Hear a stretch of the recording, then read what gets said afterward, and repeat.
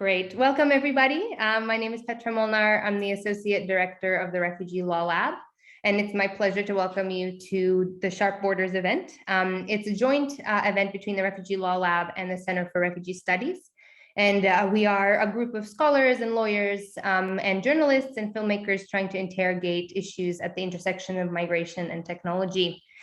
Just a few housekeeping notes before we launch into the discussion today and before I introduce our wonderful speakers. For the audience members, if you don't mind just turning off your camera for the panel portion, and then we can all meet together during the Q&A, that would be great. And also, please write down your questions into the chat, and I will try and moderate as best as I can during the Q&A. It's really a wonderful opportunity for us to meet today to discuss a very important topic, one that lies at the intersection of a variety of different contexts that we will hope to explore together. And that is the increasing practice of pushbacks. For those of you who might not be familiar with this term, it's an important one to interrogate from a critical perspective, but it's always good to start off with a definition. Pushbacks essentially are a set of state measures by which refugees and migrants and people on the move are forced back over a border, essentially in contravention of a foundational idea in refugee law called the principle of non-refoulement, or returning somebody to persecution or torture. And it's a practice that we've been documenting as a team that you'll hear from today, but also historically. And essentially what happens is a state forces somebody over a border without giving them the chance to apply for asylum. And this really sets the stage for a host of fundamental and human rights violations that are important to interrogate from an interdisciplinary perspective. And therefore, it's my pleasure to introduce to you our speakers today. For the purposes of this event, we really wanted to be quite interdisciplinary, but there's also one particular investigation that ties us all together today. But maybe I will give the bios of the speakers, and then I will let each of them introduce themselves in turn and give you a little bit of more detail about what they work on and why we are all coming together today. So first of all, we will have Lydia Emmanouilidou with us. She's an independent audio and multimedia journalist based in Athens, Greece, and she covers the country and the region with a focus of migration, surveillance technology, and far-right movements. Lydia is also the journalist in residence at the Refugee Law Lab. Then we have Giorgos Christides, who is a Greece-based reporter for the German news magazine Der Spiegel, and he covers economic, social issues, and migration. And then we have Natalie Grueber, who is a co-founder of Josoor, a civil society organization and an active member of the Border Violence Monitoring Network, which is a project of 15 grassroots organizations operating across the so-called Balkan route, collecting testimonies of pushbacks in an open source database, and also supporting survivors of pushbacks. And I should also note, the idea behind this event really is also to act as a fundraiser for Josoor, because a lot of the work in this space would not be possible without our civil society partners, who really do the grassroots work and organizing and pushing the conversations forward. We decided to make this event free, but I really would encourage you to consider making at least a small donation to Josoor, and I will share a link with you in the chat. Their work is truly invaluable. I've worked with them before, and so have many who are actually attending today, and I would really encourage you to support their work if you can. So without further ado, I will turn it over to Giorgos Christides.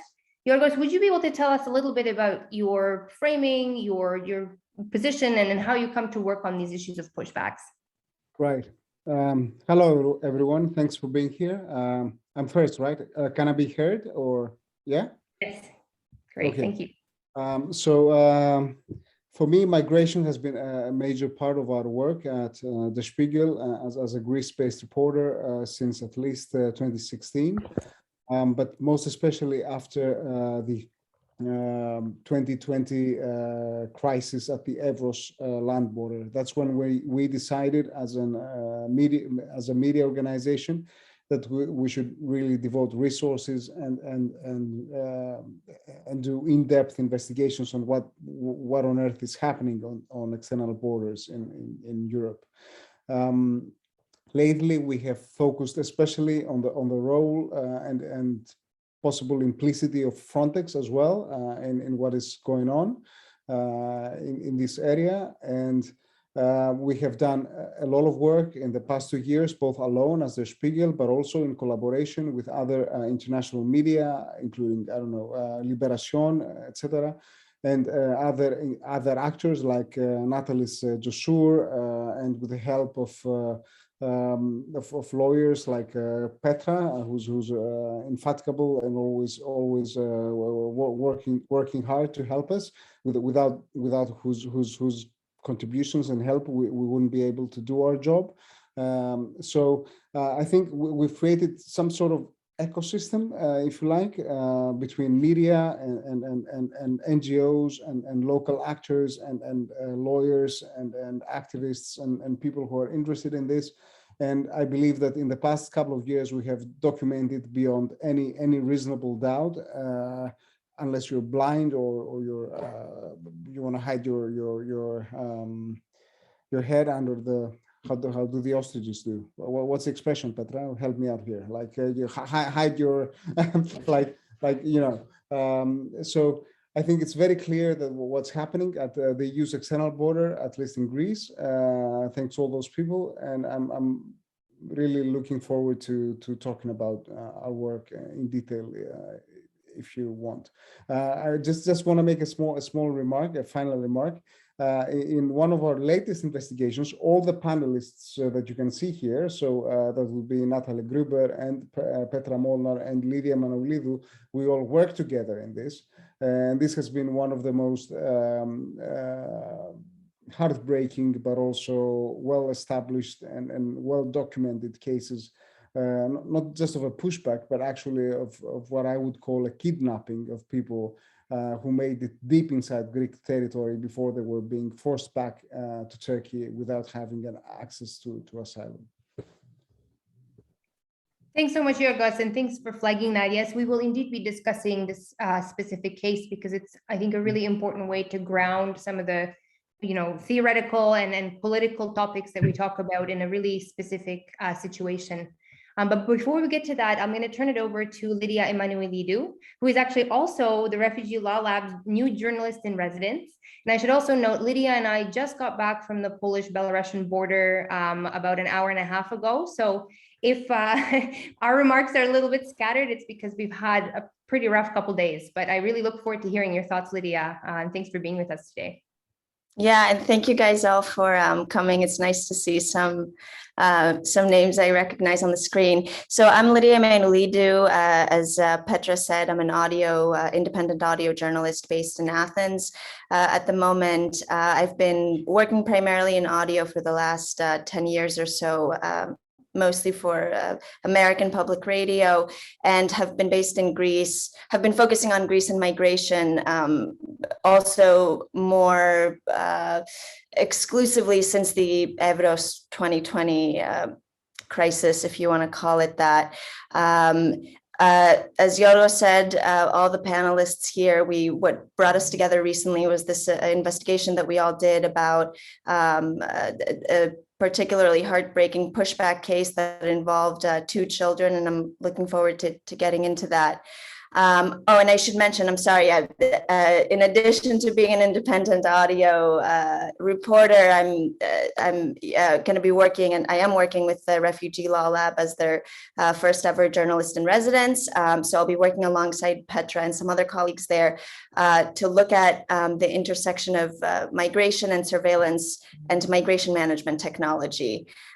So in that, I think audio in particular has an intimacy that you can provide a kind of intimacy and bring people's personal stories to people in the way that you might not be able to through other media. And I, in all the reporting that I've done and moving forward in the work that I'm doing through RLL and through other media partners, my priority is to really center the stories on the humans who are affected and the humans who are impacted by whatever migration policy practice it is we're covering at that particular point in time. The latest thing I've been working on, as Petra said, is we were just at the Belarus border. We just got back a couple hours ago and are both running on a couple hours of sleep. So I'm looking forward to talking more about that and take your questions. Thanks so much, Lydia. And I know that you will sleep well tonight after a hard couple days. But last but not least, I'm going to turn it over to Natalie. Natalie, can you tell us a bit about yourself and also about Josoor and the work that you're doing? Sure. Thank you so much for organizing all this, and thank you so much for doing this as a fundraiser. We really need the money right now. Yeah, I basically, Josoor, I co-founded it in 2015 in Austria. It's an association, nonprofit, where initially we focused on integration of, at that time, newly arrived refugees in Austria, Germany, and other Central European countries. In 2018, we paused the work and basically went back to all our normal jobs that we were doing before, which for me was, I have a background in international development, so I was then working on a women empowerment project in Nepal. And then in March 2020, with the events that Lydia already touched on, this Evros crisis, where Turkey decided to announce that the borders are open, and the thousands of people went there voluntarily, and other thousands of people were forced by Turkish authorities to the border in a similar process that is currently happening at the border you just returned from. That was the time that Josoor actually started operating in Turkey. So when we, with a completely new team, but under the same association, went to the Turkish side of that border, initially only as a short-term emergency response project, and then quickly discovered that there is actually a big gap in that area, especially on the Turkish side of that border, in support and also in monitoring. So we started, and what we have been doing since basically April 2020, after this crisis in February, March last year was resolved in that sense. We've been supporting survivors of pushbacks from both Greece and Bulgaria, both the sea and the land borders to Turkey. We are providing short-term accommodation for people, because I guess we will go more into depth about what is actually happening during a pushback, but people end up in Turkey and in other countries without anything left. They have all their belongings taken from them during the pushback. They often are pushed back even naked or semi-naked.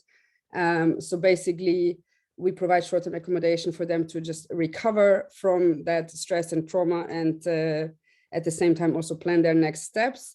We also, of course, then provide food and any basic needs like new clothes. And at the same time, we also, unfortunately, have more and more expenses for medical care, because pushbacks are becoming more and more brutal, and we have to hospitalize more and more people, all of which do not have access to healthcare in Turkey.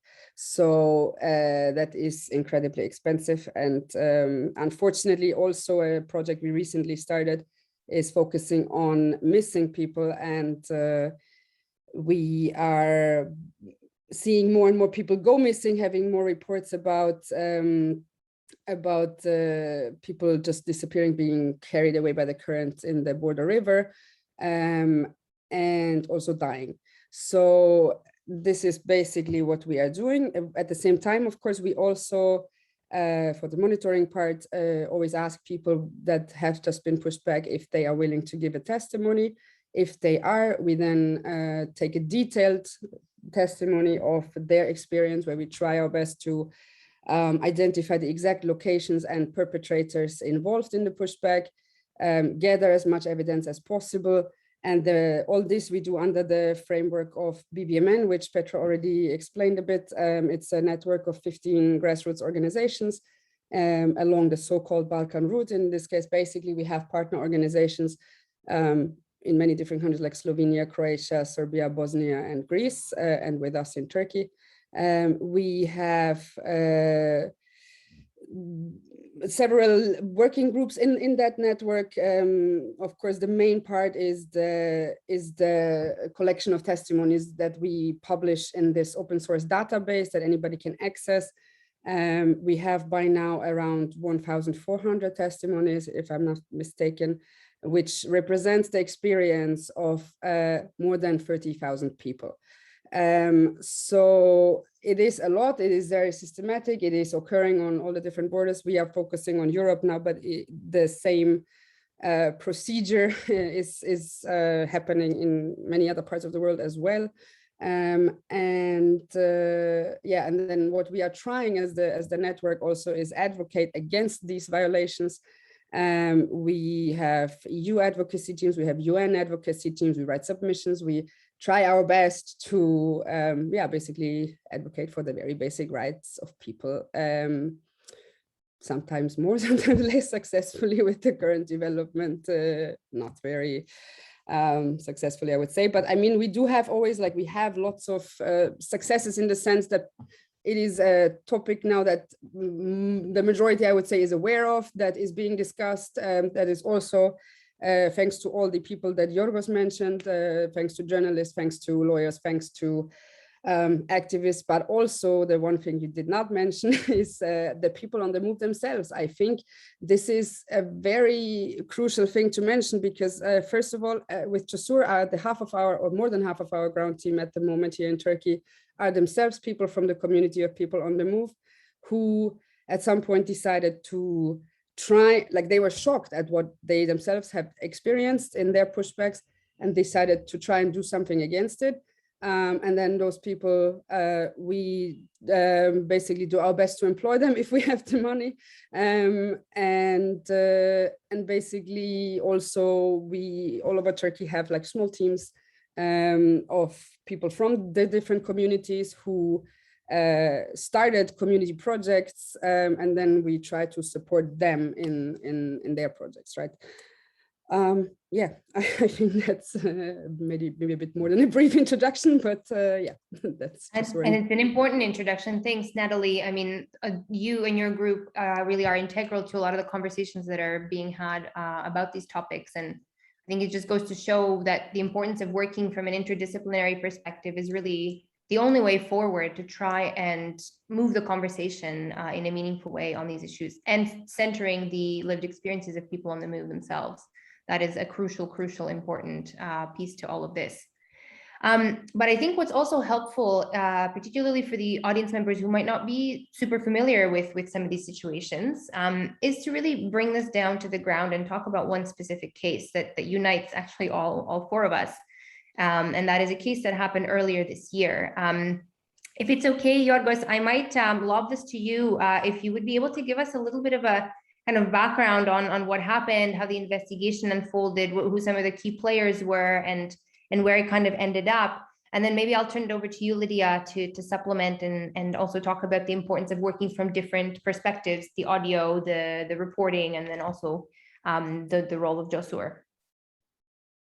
Right, thanks for that. Okay, so the main narrative by the government is that whatever happens at the border is like, you know, they stop someone before entering Greek territory, right? So the main argument by the Greek government at the time is that asylum seekers, migrants are stopped before entering Greece, and then they are somehow, you know, kept at arm's length before they're picked up by the Turks. Okay, so that's number one.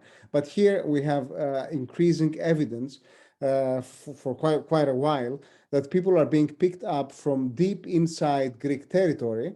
They're being arrested and they're being clandestinely transferred back to the border with Turkey, where they are sent back without any access being given to them to any kind of asylum process.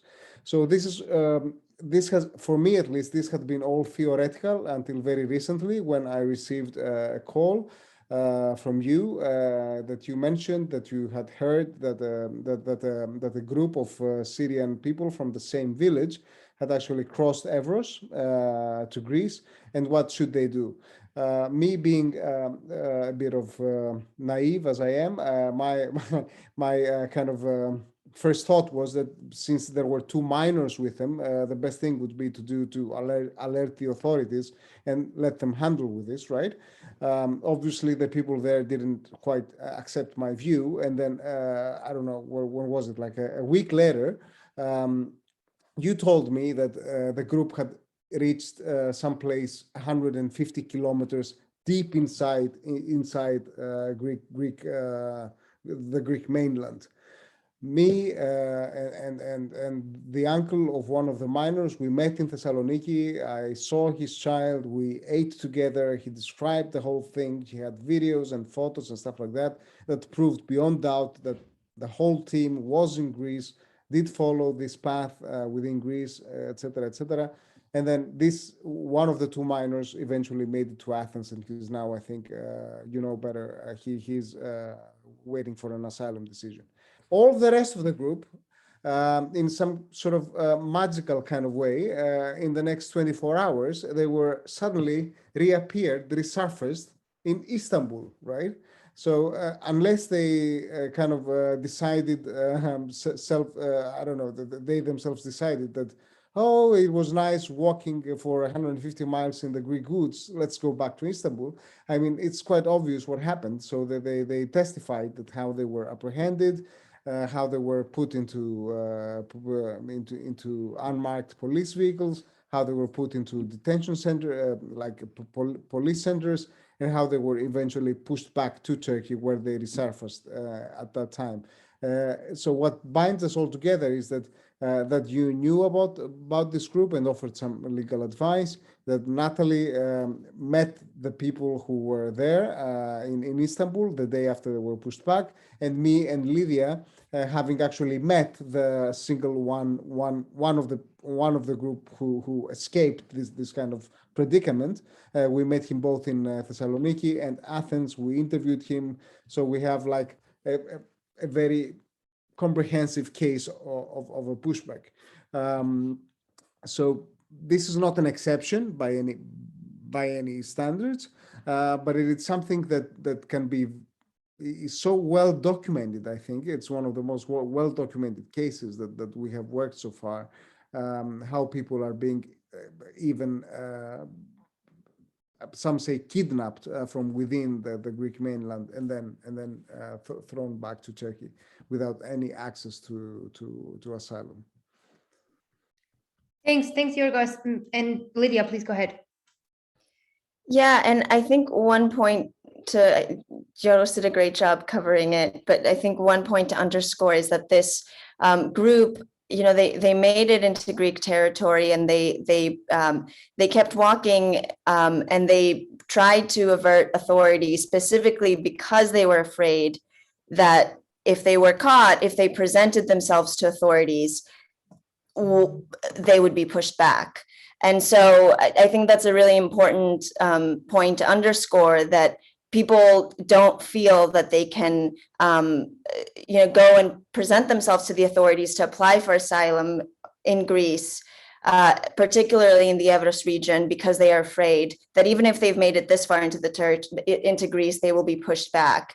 And another aspect of this story was that, you know, there were several NGOs and other actors that were contacted, that they too could not really guarantee the safety of even the minors in the group. There were two minors, one 12-year-old and one 14-year-old boy. One of them ended up, as Giorgos said, making it to Athens, and he's now in a shelter where he's going through the asylum process in a shelter for unaccompanied minors. The other one was pushed back to Turkey. And even the NGOs and groups that were contacted to ensure the safety of the children felt like they had nothing in their toolbox to be able to do that.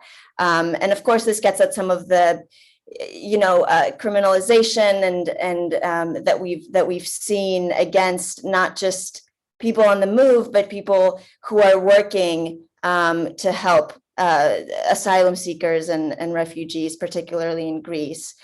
I think another part of the story, something that we discovered throughout this reporting is how, and Josoor, along with other reporters, has done a lot more work looking at this aspect of pushbacks, is how systematized it seems to be. Speaking to the people, both to the people who were pushed back, they described being taken from one police station to another, being stripped naked, handled, beaten.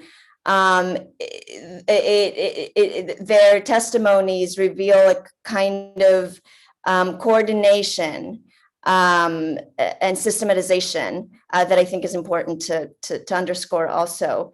And I think, we relied a lot on the work that Josoor and Natalie and her colleagues did. Once the group was pushed back to Turkey, they thoroughly took their testimonies, documented all their injuries, and shared all that evidence. And without that kind of work, reporters like us are not able to do the work and to document people's stories in the way that we were able to in this case. Thanks, Lydia. Yeah, Natalie, would you mind telling us a little bit about what that documentation was like and what it was like to meet this group in Istanbul? Sure. I mean, this was an exceptional case in several ways. I mean, we do sometimes get alerted by different actors in Greece that we should look out for a group being pushed back. This was especially the case last year when there was kind of a big campaign pushing people back from outside a camp in Thessaloniki to Turkey, when sometimes we were told, oh, today police came, took 50 people from here. Maybe you can find them in Turkey. Sometimes we were able to, sometimes not. In this case, the other exceptional circumstance was it was a hard lockdown at that time in Turkey. So it was really tricky for us to actually get to them.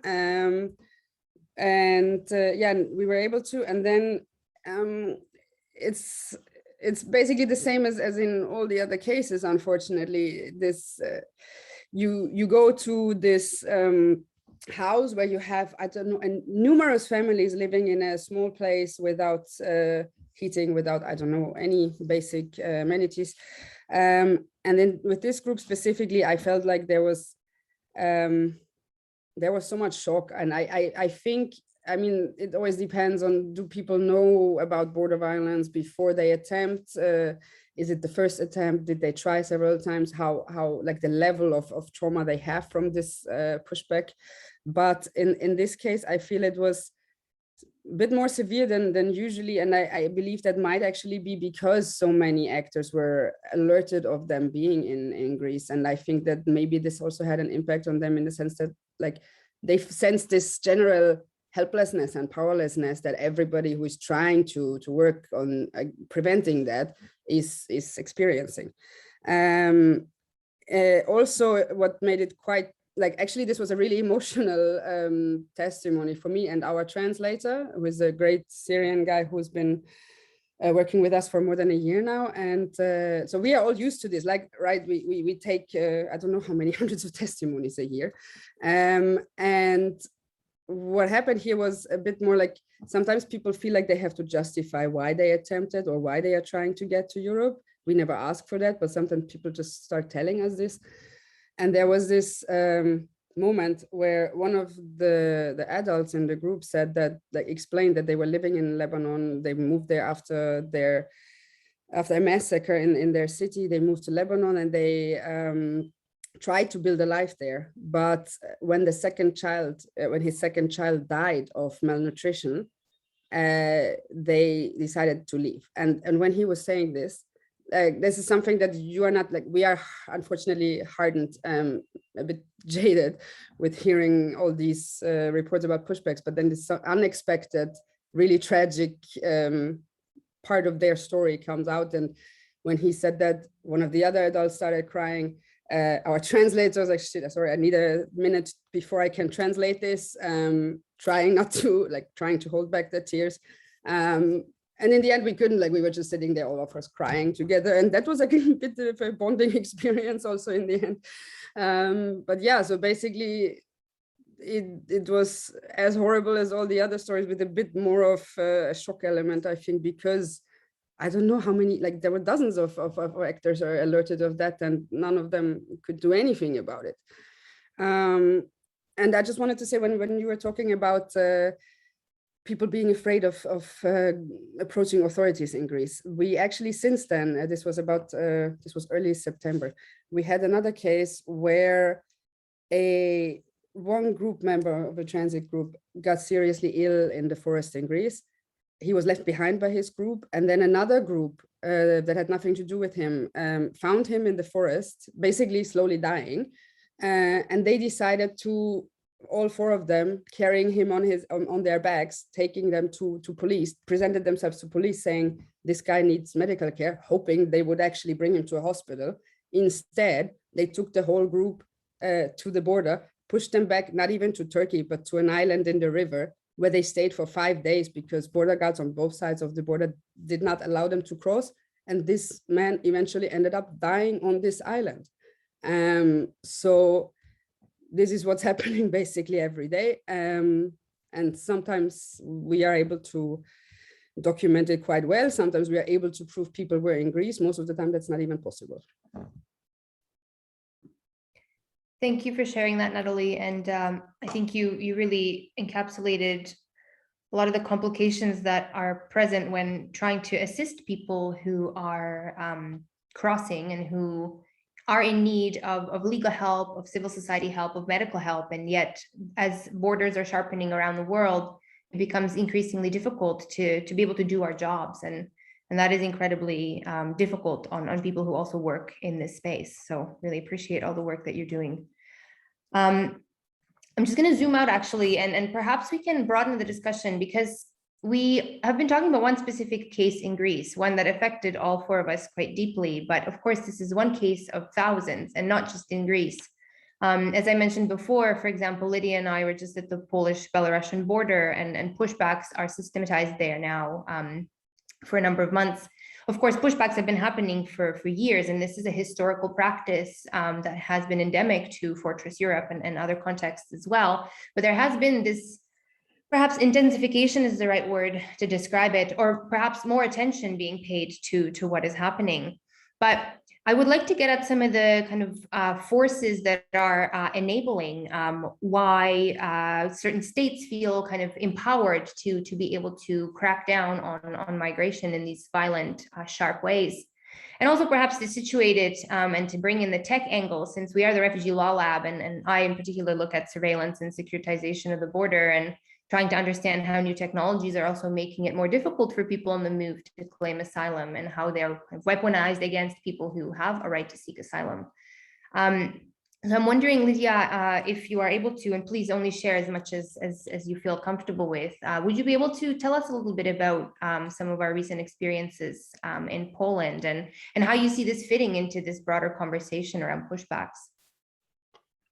Yeah, absolutely. So we spent, I'll start a bit broad, and then I'll talk a little bit about the tech stuff too. So we spent the last few days on the Poland-Belarus, near the Poland-Belarus border, where I'm not sure how familiar people are with the situation, but currently there are thousands of mostly, we believe, Iraqi Kurds, people who want to seek asylum, who are essentially trapped at the border between Belarus and Poland, and they're trying to enter Poland, and they're not being allowed to, and the ones that do make it are then pushed back into Belarus, and then once again pushed back into Poland. One activist we spoke with on the ground used the word ping pong. People are literally being ping ponged between the two sides of the border. These are, not just, these are women, children, families, and several people have died so far in the cold from hypothermia, from a number of injuries. So what we've seen Poland do over the last couple months as, there's a lot of geopolitics here involved, and we could get into it, and a lot of the news has focused on that, but I'm just going to focus on the people who are at the border and, what they've experienced and how Poland has responded to the fact that they're there. We've seen Poland, but also Lithuania and Latvia kind of change the laws essentially to essentially legalize pushbacks without getting too deeply into the legal side of this. Poland right now it's no secret that they are pushing back people who are trying to enter the country. And we've seen this something that Poland has talked about doing in response to this crisis is funding stronger barriers, walls, not necessarily physical barriers, and this is where the tech comes in, inspired by countries like Greece and Serbia. We've heard Polish politicians talk about how they want a lot of funding going to thermal cameras, to drones, technologies that are really aimed at spotting and facilitating the return of people who are trying to cross. This is something we're seeing on the Evros border in Greece, but also throughout Europe. And so there's, I think, increasingly we're seeing a lot of discussion about barriers being erected to prevent people from coming in. And again, these are not necessarily physical barriers, but invisible, smart barriers that include, as I said, cameras, thermal cameras, drones, all sorts of new technologies. Another, on the tech side, a couple of other interesting things I wanted to mention that we saw during our time on the ground in Poland. There was, in terms of the covering the situation there were a lot of reports of, or some reports of journalists' phones being tracked in certain ways. People's communication devices, and these are people on the move as they were trying to cross, being destroyed in certain ways so that they couldn't, communicate or report or document the experiences that they were going through. And so these are some of the threads that we'll be following up on in the coming weeks and months.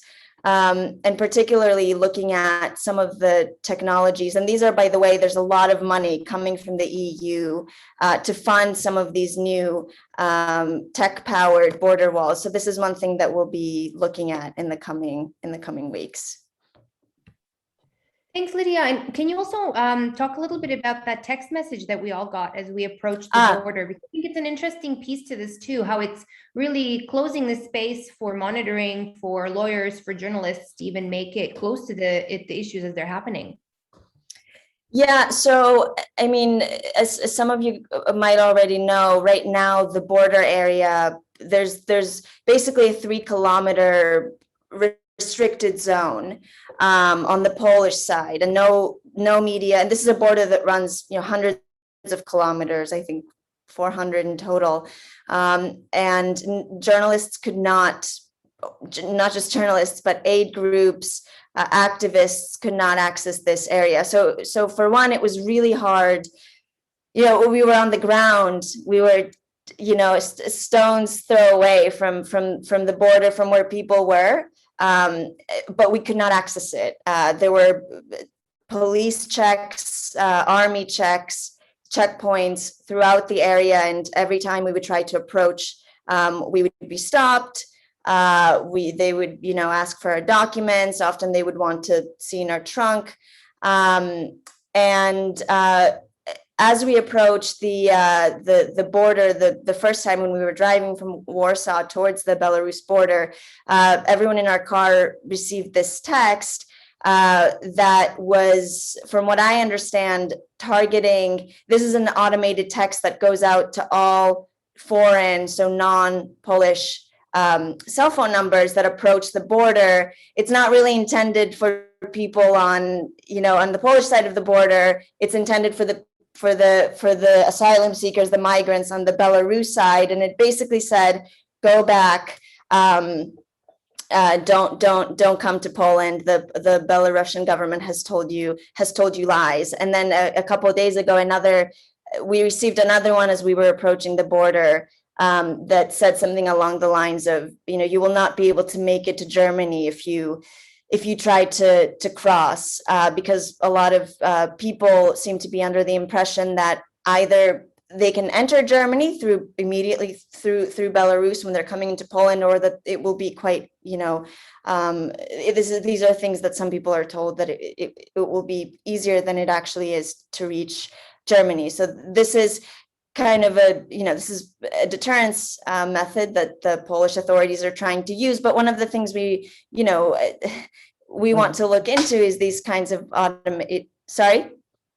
That was a good thing, right? That they dispelled the fake news. I mean, well, so I do wonder about the effectiveness of something like that. For one, it is in English, of course. A lot of people speak English, but it doesn't seem to, a text message does not necessarily debunk a lot of the things that you might be hearing directly from the people from Belarusian soldiers or authorities who are telling you a completely different thing, or even forcing you to, these are some of the things that journalists have heard from the Belarusian side, that people are being forced literally to try to cross. So I'm not sure about the effectiveness of the text message. And one thing that I was talking with activists about on the ground who have been able to at least digitally get in touch with people on the other side, with asylum seekers on the other side, was, are people getting word that the reality that they've been sold, or what they think they might encounter on the other side, is not actually what they might believe. And with more media coverage, it seems like a lot of people are becoming more aware of the reality. But still, in this situation, despite all of that, I mean, we all hear this all the time, reporting on people on the move. People feel they have no other choice, despite all the hardship, despite what they might face. It doesn't matter. They have no other choice. Thanks, Lydia. Thanks for telling us also about the recent trip, because it is such a developing situation that I'm not sure, that people outside of Europe are paying sufficient attention to, and the more coverage that we have of what's going on, hopefully more engaged audiences, we will be able to, move the conversation forward. But I think it's also important to realize that this is the latest, sharpest, very violent manifestation of this, but it's not by no means the only one. And I know that Josoor and the Border Violence Monitoring Network has been doing a lot of great work on, for example, chain pushbacks along the so-called Balkan route for many, many years. Natalie, would you mind telling us a little bit about that and how it kind of fits into this broader picture of what we've been trying to paint? Sure. I mean, in general, I would again just emphasize how many parallels there are between what Lydia just described and what happened early 2020 here at the Greek-Turkish border, including these text messages, by the way. Yeah, so basically, I mean, maybe touch a bit on the history of pushbacks in this region, where there were some individual cases of pushbacks long before they were even called that, already in the 90s, and then I think that basically the systematic aspect of it started developing maybe around 2013, 14. At least the media attention at that point was on that at the Bulgarian-Turkish border. And at the same time, also, of course, the Greek-Turkish Evros border, or shortly after, it became more and more, just attempt of the authorities to deal with migration. Of course, completely clandestine and largely denied until recently, which I think we will discuss later. What we've seen since the Border Violence Monitoring Network started monitoring the situation is that it's consistently increasing both in geographical scope and also in systematics and in just in numbers of people who are subjected to this practice. We also, as a Border Violence Monitoring Network, constantly basically expand our network in adding new partner organizations from new countries, because the practice of pushbacks expands as well. So by now, I am from Austria originally, and there are pushbacks from Austria to Slovenia. These are chain pushbacks that immediately end up taking people from Austria to Slovenia, or Hungary also. There's different routes. Through Croatia and Serbia and Bosnia. We have this one case that I like to mention. There's this one Afghan boy who was pushed back 32 times. 5 times he had reached Slovenia, and in the end he ended up all the way back in Turkey. And now, with the recent response of Turkish authorities to the increase of Afghans arriving in Turkey, there are also pushbacks of Afghans from Istanbul to Iran. There are basically forced voluntary returns of Syrians to Syria from Turkey. So I would say that basically this whole completely illegal practice of pushbacks has become the main pillar of the European border regime's externalization, which is shocking, honestly, to have this not just illegal, but completely criminal in many different ways practice being the main response of Europe to people looking or seeking safety. And I think what's also important always to point out is that what we are monitoring is just a tiny part of what's actually happening, because in all the borders you do not have access, neither journalists in most cases nor us. And this is something that the BVMN has been advocating a lot, or like in general, people advocating in this area have been calling for a long time for an independent border monitoring mechanism, which is kind of discussed also in the EU, but it is, the way it's set up is absolutely not fulfilling what it should be fulfilling. And yeah, I would say that basically when this has become the norm for authorities in the external borders of the EU, logically it extends or will keep expanding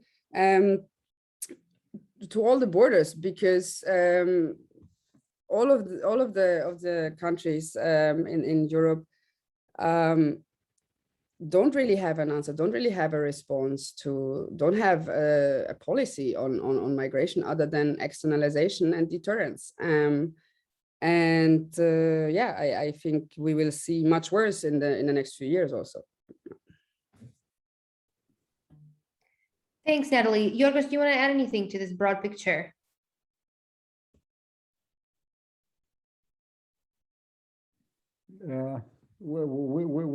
I don't know, a lot. I don't know. I mean, for a country like Greece, listen, we have to be a bit realistic as well here. So to understand how the Greek response to Turkey, or I'm not that well versed about Poland at the moment, but I will stick to Greece, right?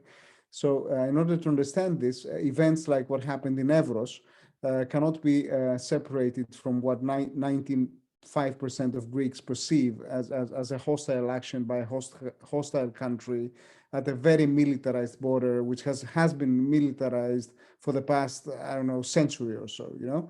So so for someone living in Germany or Holland or I don't know, Sweden, like extrapolating what's happening at that border with what's happening in the Greek Turkish border, it's quite different. So in my view, and this is what explains why 90% of Greeks backed the Greek government at the time, is that indeed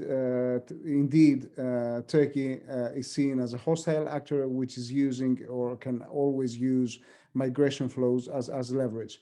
Of course, the counter argument in this that I've read in several articles by colleagues and some reports is that when, for example, the current Greek government highlights that this is our big success, like that we minimized flows, nobody's coming, etc. You give Erdogan or you give Lukashenko this kind of leverage, right? That they can always try to destabilize you or create problems with you, even with a minimal amount of people looking to cross your border. Whereas if you had an actual EU-wide policy of equal distribution, this would not be an issue, right? So that EU countries could take all those people who are now stranded at the border with Belarus and then equally distribute them, examine their applications, and then decide what to do with them. I mean, at any rate, I think. One should also take this should also take this into account and understand that for 90% of the Greek people, this is not a migration issue. This is not a refugee issue anymore. It's an issue of a foreign power, a hostile power, Greece's arch enemy, using its very big number of asylum seekers and refugees to destabilize the country, for better or worse. And this needs to be taken into account in any policy response going forward. And for me, the only policy response going forward, if you ask me, is an EU-wide, agreement, asylum system that is based on equal burden sharing. That the islanders of Lesbos or Chios or Samos or Kos do not feel like they got the short stick of the bargain. You know, that whatever happens, we are the ones who are going to suffer with it. But the whole EU can deal with this thing in a humane and equitable kind of way. Thanks for situating that, Giorgos. And I think you're absolutely right. I mean, we need to think of these issues from a regional and indeed a global perspective, because it is ultimately about the distribution of geopolitical power as well, and which nation states are kind of at the sharp end of policymaking and have to do the work for richer states that like to wash their hands of all the things that they're actually funding, and where the policy kind of impetus really comes from. Because I'm conscious of time and I want to make sure that we have enough time for Q&A, and please, those of you in the audience, add your Q&A questions into the chat, and I will try and collate them so that we can get to as many as possible. But I want to end the discussion with kind of a broader question. You know, what's next? What do we do about this? In my perspective, at least, and perhaps this is just also showing my recent fatigue, I'm really starting to lose a little bit of hope, because it really is, it seems like these issues are ramping up at such a speed and across all these different contexts. It really feels like we've kind of lost the plot on migration and human rights and the kind of basic issues of what we owe to each other in this increasingly divided world. But what do we do about it when the conversations around migration are becoming so polarized, when activists are being criminalized, when journalists can't even go to the border to report what's happening? It's really difficult to see a way through, but I really hope that, you know, there is a way. For me, what keeps me going is knowing that I have amazing colleagues out there who do the work, and that we all work together in an interdisciplinary perspective to try and illuminate some of these issues. But I'm curious to hear from the three of you what you think might be the way forward.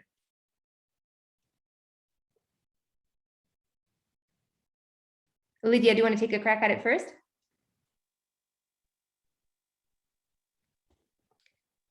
We're having trouble hearing you. I think your audio might be out. No worries. While Lydia's figuring that out, maybe I can turn it over to Natalie. Yeah, sure. I think what I've been saying for the past few years is that I think we have reached a decision point where we need to, like, and we, in this sense, it's basically the global community, because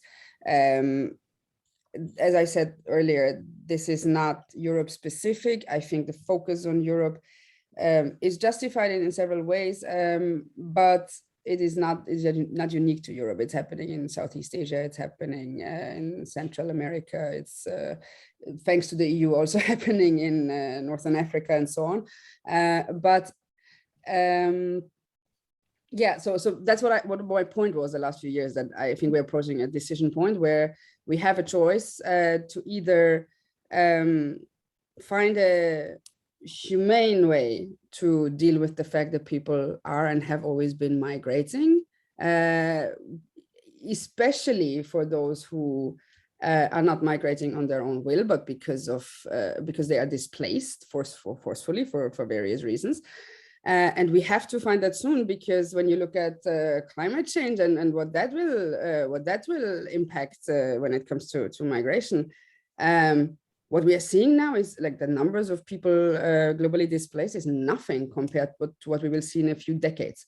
So if we cannot even find a humane response to this now, we basically will have to decide, and it is a decision. We will, like, if we do not decide to deal with this in a humane way according to international law, we will have to reach a point at some point where we just seriously kill people on our borders who try to come, because people who don't have another choice, who don't have any other option, who cannot survive where they are, will try anything to go to a place where they can live.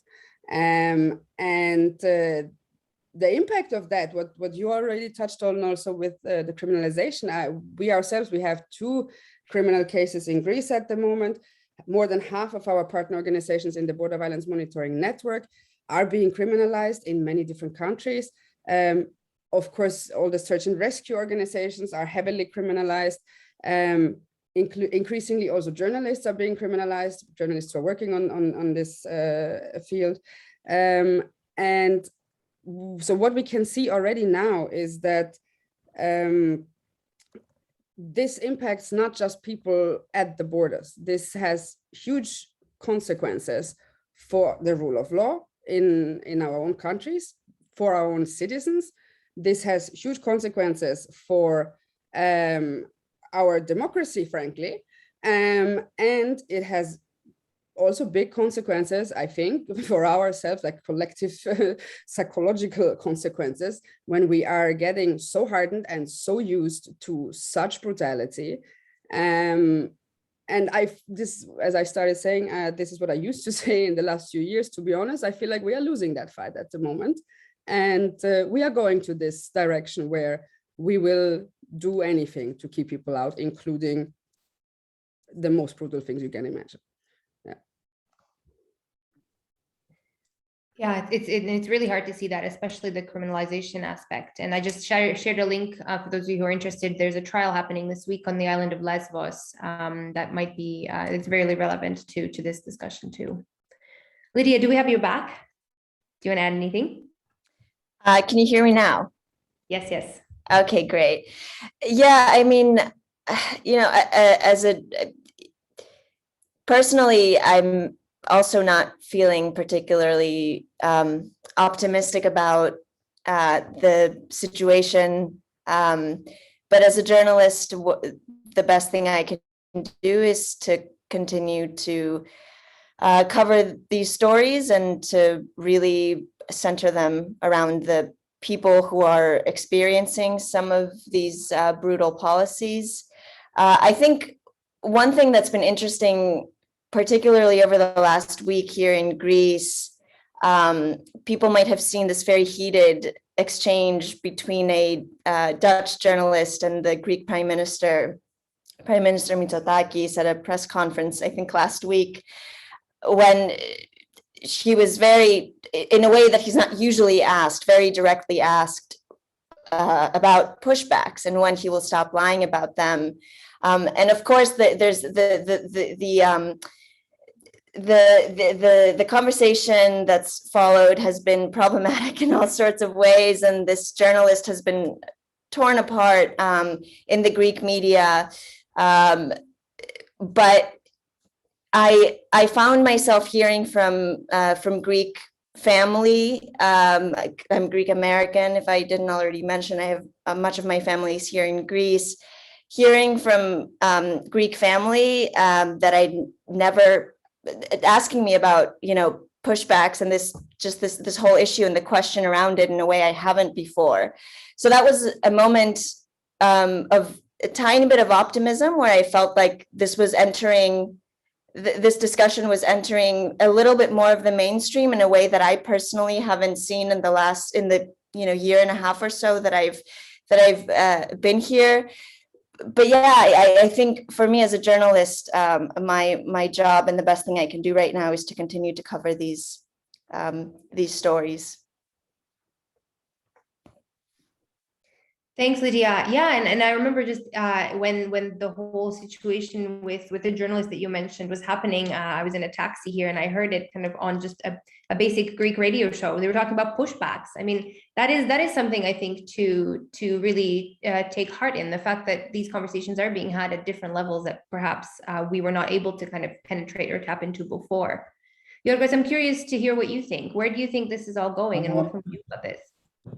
Okay, listen, as far as journalism is concerned, for me, what is paramount is to keep on exposing the bullshit that powerful institutional actors say, be it in legislation, what's happening, putting the authorities under the spotlight. And demanding, explanations and shedding the light and showing what's happening. And I don't know, I was in Turkey for like 9 days recently. I saw like EU funded, how do you say, border surveillance technologies being deployed at the border with Iran in order to stop the Afghans. So I think for me, I mean, I see my job as a reporter as like, just bringing out what's happening. I'm not like a big like thinker or a migration expert or someone who has solutions up his pocket or whatever. What I think I can do as a reporter is just watch things and report them as honestly as I can. And raise awareness of what's happening, and then people can make up their own minds. And if I go one step further, I think that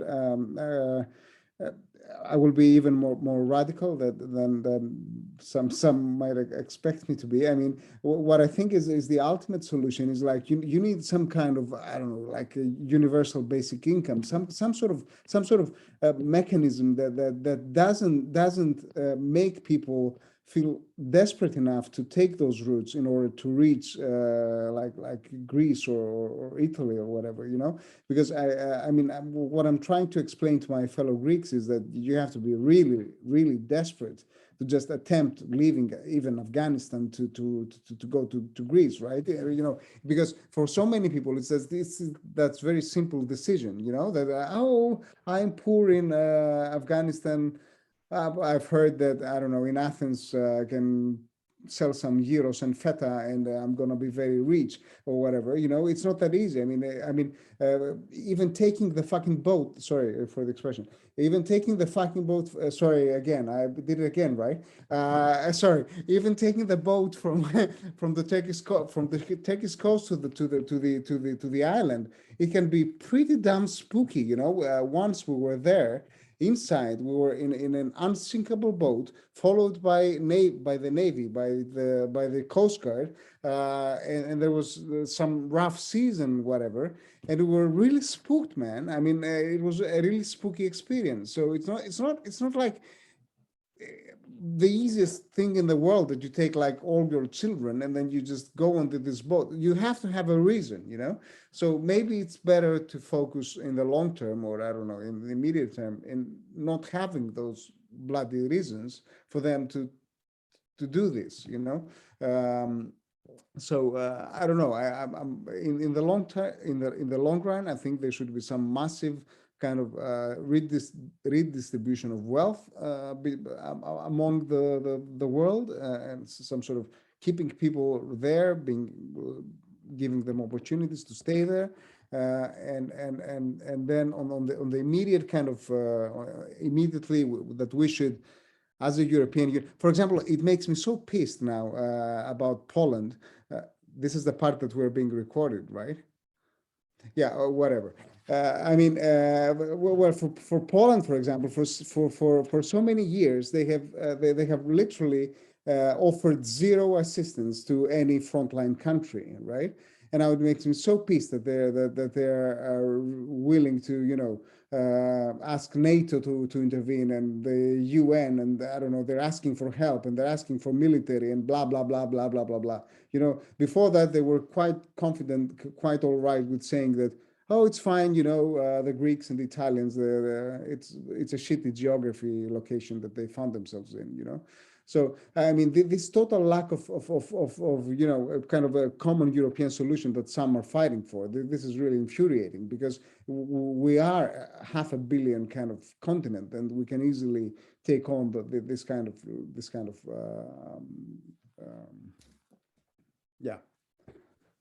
this level of analysis. Thank you. Thanks, Giorgos, for that very passionate intervention.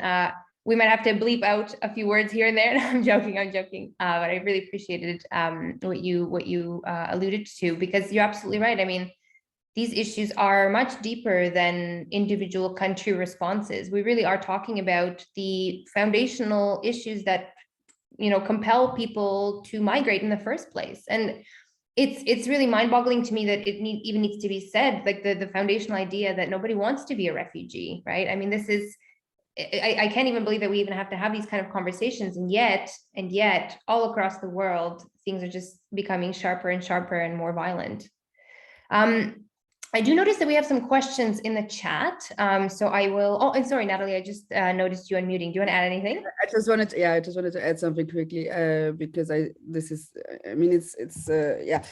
basically, I absolutely agree with what Giorgos said about universal basic income and welfare distribution and so on. But then also you refer to refugees now, and I think it's always very important to point out how many different reasons there are for people to go. It's very good what Giorgos said about how, and this is also what I usually try to make a point of, that no matter what the original reason was for people to leave their homes, nobody does that.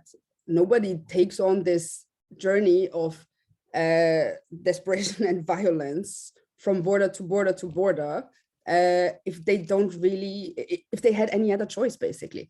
And I think it's just still important to point out that it's not, because Giorgos, you just only referred to the economic migrants, and then Petra, you only referred to refugees. So I think it's always quite crucial to point out there are so many different reasons, but I think we all here agree that whoever takes this journey or attempts to take this journey is aware of this possibly ending up in them dying. At least after the first border they cross and experience pushback and violence, they are very much aware of this possibility. And then if people still keep trying, that means they really don't have another choice, whether they are economic migrants or forcibly displaced. Absolutely. And that's such an important reminder too, to interrogate the kind of foundational categorization that's so common in this space. I mean, for those of you who know me, I'm a very reluctant lawyer, partly due to the fact that these categories that we're all forced to operate in, the box of refugee versus economic migrant versus, internally displaced person, I mean, they don't really bear out in reality, because why is it so hard for law and policymakers to understand that people can slip between different categories very easily? Human, life is really complex, and migration is complex, and yet we are stuck in these kind of almost dogmatic ways of looking at it. That's, I think, part of the conversation that we need to have as well.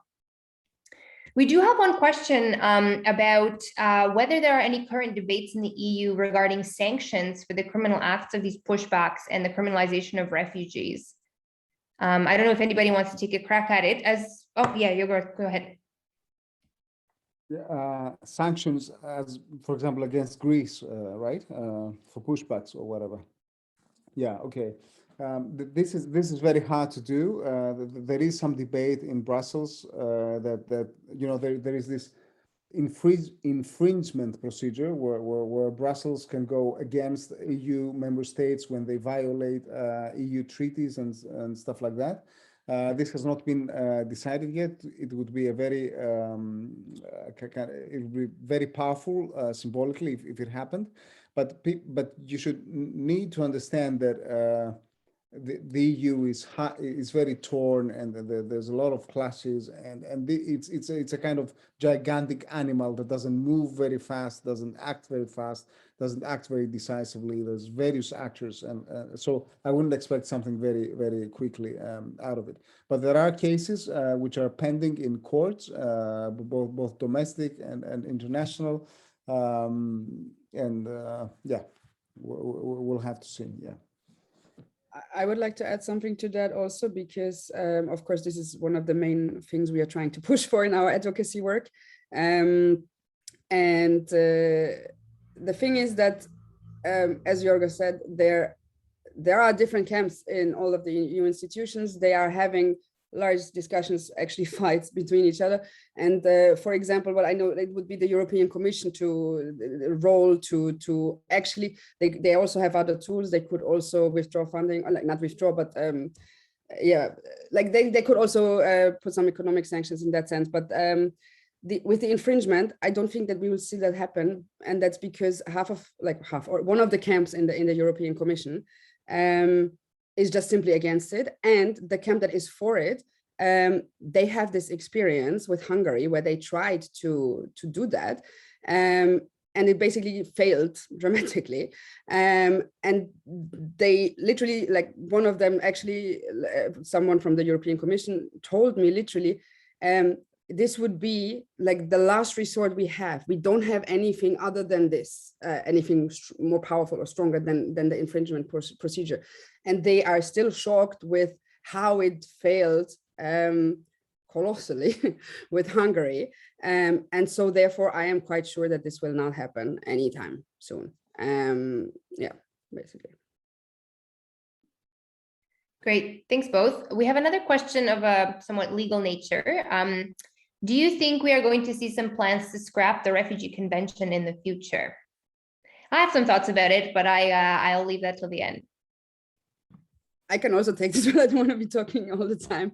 But I mean, basically, there are already calls for that. There are calls for that, of course, in social media by random users, but also by politicians, and it's becoming basically louder and louder. Maybe not everybody's saying it like this, but people are saying, like, we need to reassess the law if this is the case.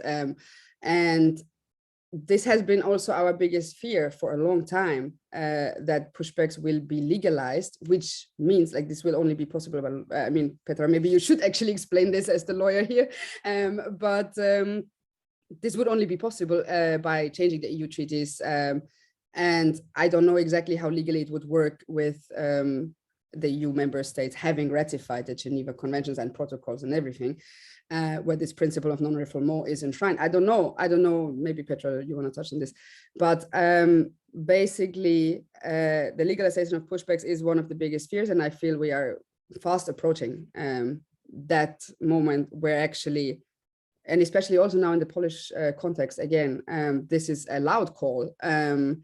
And there was this one case of the European Court of Human Rights early 2020, where they ruled differently than in most of the other cases, actually saying that Spain had the right to return people to Morocco because they did not, it's a bit of a complicated ruling, but basically this seemed like the first ruling that would kind of justify pushbacks.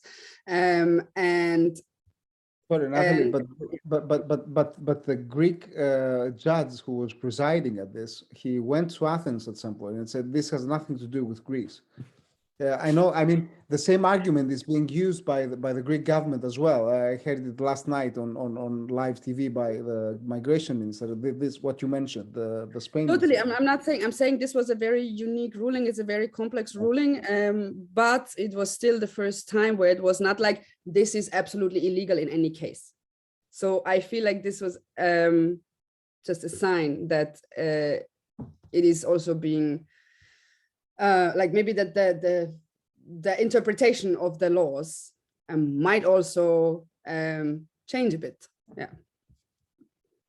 Yeah, and just to briefly add, thanks for that, Natalie. Just to briefly add, I mean, I think we've been seeing this kind of weakening of these international regimes of protection for a while now, and where, you know, individual member states are really leaning on their kind of national prerogative to, enforce their own border policies. And more particularly in recent times, as you mentioned with Poland, I was trying to understand a little bit of the legal underpinning of what is happening there with this kind of legalization of pushbacks or forced returns. And I think part of the reason why this is also happening is because Poland was able to enact a state of emergency, which opens up the gamut for what a state is able to do in different ways. And it was really fascinating to see the language that was used. I'm blanking on whether this was, I think this was in the constitutional case that just was announced in Poland. And basically they said that they are construing kind of EU norms and laws as quote unquote incompatible with Polish law now when it comes to border enforcement. That's a pretty strong statement for a member state of the EU to make.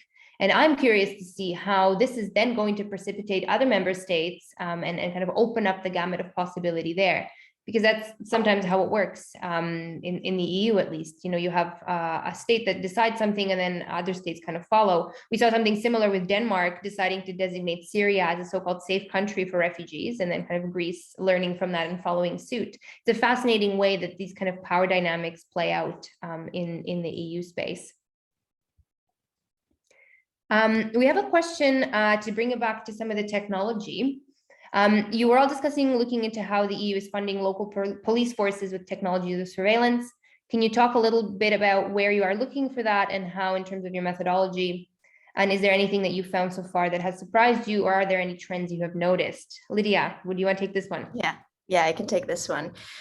So right now, I'm focusing on some of those questions, and the first thing I'm doing is, you know, going on the ground to some of the places we want to look at. So we just spent some time in Evros, as well as Poland, as we've mentioned, and we have some other places on our docket. A lot of this, not just the surveillance technologies, but migration management technologies that are used in the asylum process when people are actually doing their applications and applying for asylum.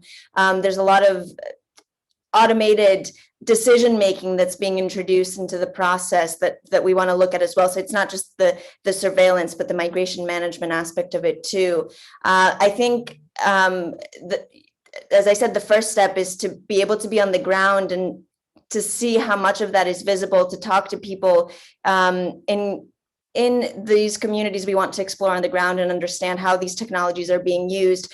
But because a lot of this, again, is not really, as much as, you know, governments like the Greek government want to kind of brag that they're installing really high-tech tools that are going to deter people from coming, there isn't too much good information out there in the public. And so we plan to be doing a lot of that through things like getting a lot of that information through things like FOIAs and Freedom of Information Act requests and things like that. And I'm really interested in, of course, again, hearing from the people who have been through, who have been exposed to that, whether it's surveillance technology or migration management technology, and really looking at how it impacts decisions that are made. And again, a lot of these decisions are automated. So we've seen things like, you know, AI lie detectors or voice recognition that's supposed to, AI voice recognition that's supposed to deduce whether someone is from the place where they claim they are. And so there's a lot of money being poured into building these technologies. and you know, of course, we want to find out more about them. I think for me, it's not necessarily a surprise. You asked about if there are any trends that are surprising, not necessarily surprising, but kind of concerning, is that we already know that a lot of these technologies are not accurate, are not, you know, good at, essentially, when we're talking about, especially when we're talking about facial recognition, for example. This is technology that tends to only work well on white men. And so, you know, the rush that we've seen by governments to implement some of these technologies in the border sphere is knowing that they're not quite as effective as they might be presented is something concerning that, you know, we want to highlight with some reporting. And yes, of course, lobbying, yes. Yeah, thanks, Lydia. And the private sector involvement in this whole kind of economy that has grown up around the border industrial complex, I think it's important to really interrogate who the major players are that get to set the agenda of what we innovate on, who is part of the conversation, and why so little regulation in this space exists. I mean, for those of you who are interested in the more tech element, yeah, the EU is also currently really reckoning with how to govern a lot of artificial intelligence technologies, and they proposed an act earlier this year on the regulation of AI, and it deals with migration and border tech in a really interesting way. There's a kind of a risk matrix that they put in place, and border tech, so to speak, is considered high risk, but it's not an outright ban. A group of civil society organizations are trying to lobby for getting some of these technologies banned outright. But whether we're going to be successful or not is an open question, because of course there's a lot of money to be made in the techno-solutionism that's making its way into border management and migration management. And we are really up against some major private actor players that get to set the priorities of what matters in this space. But really, at the end of the day, it's not really about technology, but it's about power and participation, and who gets to really participate in the kind of conversations. We have another question. Yeah, another one about kind of money, who gets to profit from the technology. And definitely, when, you know, us and a few other colleagues have been trying to track which private sector actors are involved. Maybe I can lob it back to you, Lydia, if you want to add anything, but it's kind of the usual suspects. You know, we're seeing a lot of Israeli surveillance companies. We're seeing huge companies like Thales or Airbus profiting from this, but also some really interesting medium-sized and smaller actors. I've been attending a lot of these kind of techie border tech conference type things over the last few months that are really fascinating. You go into a giant hall and there's all these private sector booths out there kind of selling you the toys. You know, this is the thermal camera that we use at the border. This is a drone that is going to fly over here. And a lot of the players in there are brand new to the kind of migration space. They come from, you know, kind of criminal justice settings or military settings, and yet they're making inroads into border management. And so it's fascinating to see this conflation on the tech side as well. But really, at the end of the day, private sector stands to make quite a lot of cash in this kind of securitization of the border. We have just a few minutes left, so I don't want to, you know, take the discussion into an area that might have us talking for a lot longer, because I feel like we could keep discussing this for hours. But I really just want to give our wonderful panelists an opportunity to leave us with a thought that maybe they didn't get to, or maybe an optimistic way of moving forward on these issues. Again, I know for me, what's really important is connecting with all of you today, and also my wonderful colleagues, and just feeling like we're kind of in community on these issues together. I will make one more plea before I turn it over to the panelists. Please do consider making a donation to Josoor. I think it's quite clear how important their work is to the investigations that are going on, but most importantly to the support of the survivors who find themselves at the sharp edges of the violent border regimes that we're all working on. So I'm going to drop the link into the chat one more time, and I will also then turn it over to Natalie if you want to leave us with any thoughts. Thank you so much, Petra.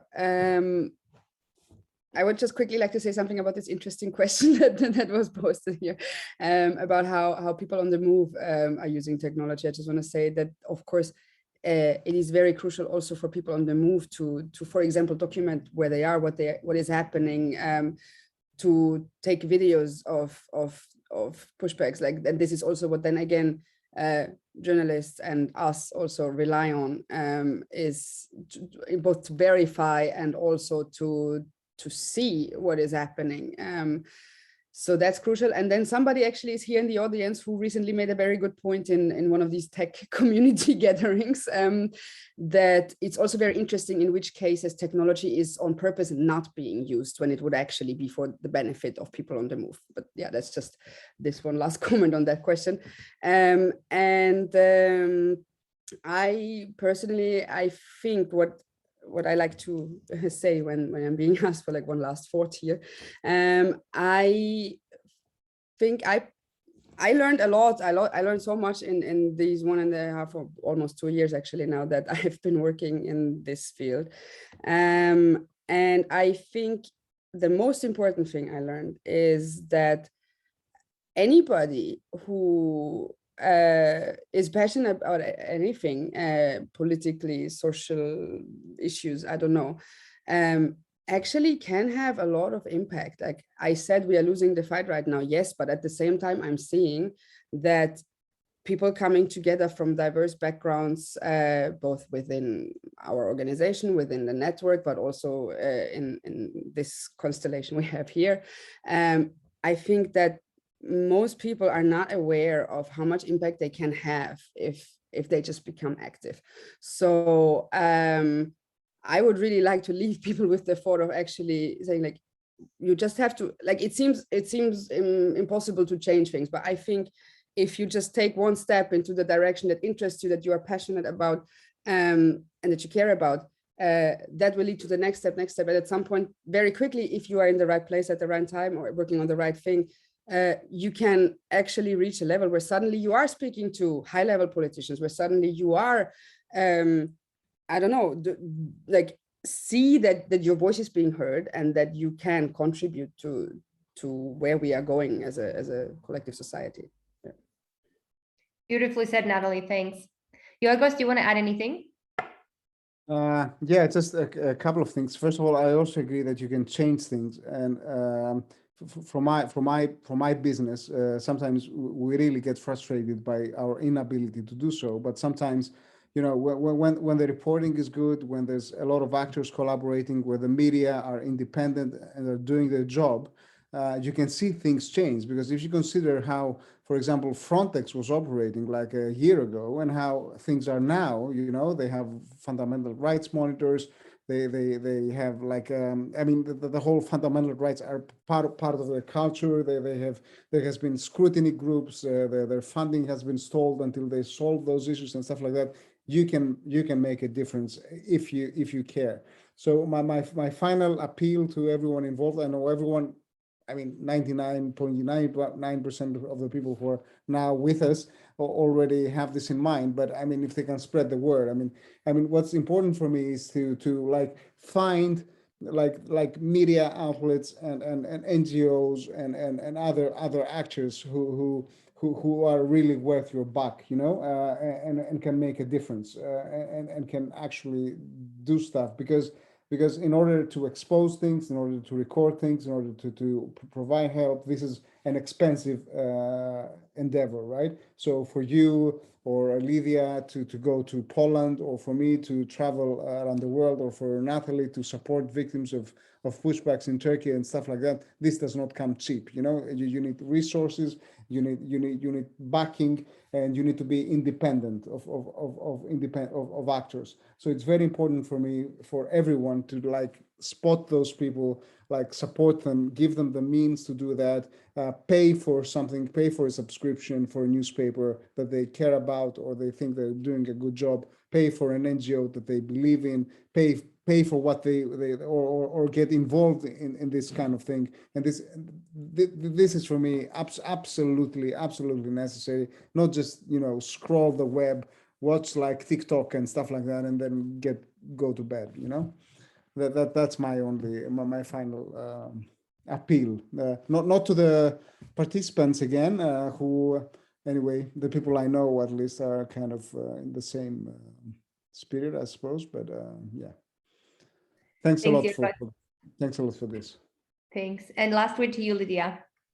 Yeah, you both touched on the points I wanted to make. I mean, Giorgos still keeps scrolling endlessly through TikTok every night before I go to bed. But I also think it's important for all of us, you know, in the media, alongside NGOs, activists, lawyers like Petra, to do what we did a few months ago and collaborate across these different spaces to be able to tell some of these stories. I've seen a lot of that happening in the migration space recently, and there's been tons of good work coming out because of these collaborations, and I hope we can keep doing that, and with the support of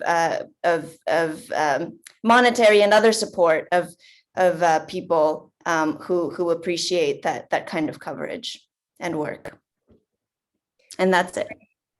Thank you so much to all of you for making the time to join us today, tonight, depending on where you are. And huge thanks to Natalie, Giorgos, and Lydia for the work that you're doing.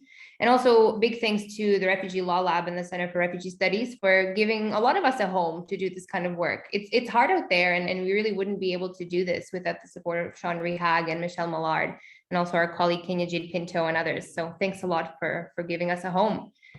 We will be sharing the recording with you, I believe, on the YouTube channel, and I'll also tweet it out. And hopefully we will see you at another event at the Refugee Law Lab. Thanks a lot. Thank you so much, Petra. Thanks, everyone.